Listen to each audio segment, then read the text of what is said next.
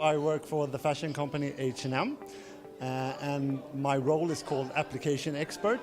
So it's a mix of board development, requirement analyst, and talking to the business people, understanding their needs, and then implementing them on the board platform.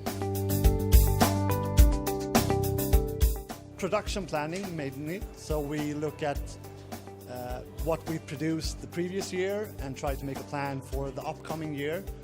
The issue we had previously was that this was done using several different Excel sheets, and we needed to consolidate them within one system, keeping it stable and controllable.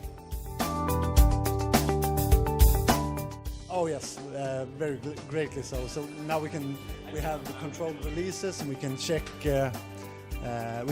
users, make sure that only people that should have access to this information has it, and we can see how they work in the system.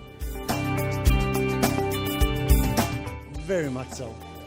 Very beautiful.